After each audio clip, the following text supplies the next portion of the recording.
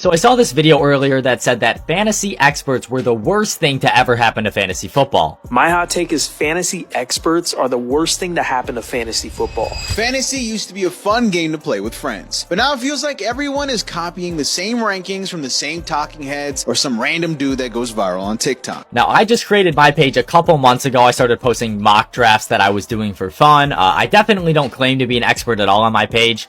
Me personally, I'm just someone who loved to play sports. Now I love watching sports and talking about sports. I mean, this is literally what I do all day, every Sunday. Like, I got 4 games on all at one time, all at once. I'm watching everything. And in my personal opinion, I think that fantasy football is one of the hardest games you can play. I mean, your league has probably hundreds of players drafted in it. And there are millions of people who play fantasy football who don't necessarily religiously watch the NFL. And to really know how to play fantasy, you need to know the lineups, running backs, wide receivers from all 32 NFL teams. Like, maybe you love football and you're a diehard Buffalo Bills fan, but you only watch the Bills games and maybe a primetime game here and there. You wouldn't know the Seattle Seahawks receiving depth chart. So I think that there's a lot that goes on in the NFL, and for a more maybe casual watcher or whatever, it can be hard to follow. So saying the worst thing that ever happened, I don't know about that. I mean, me personally, I'm not like a lot of people. I don't really dive deep into the analysis or the numbers. Like, based on this chart, over the last 200 games of data, Chase Brown's gonna have exactly 13.2 fantasy points. Like,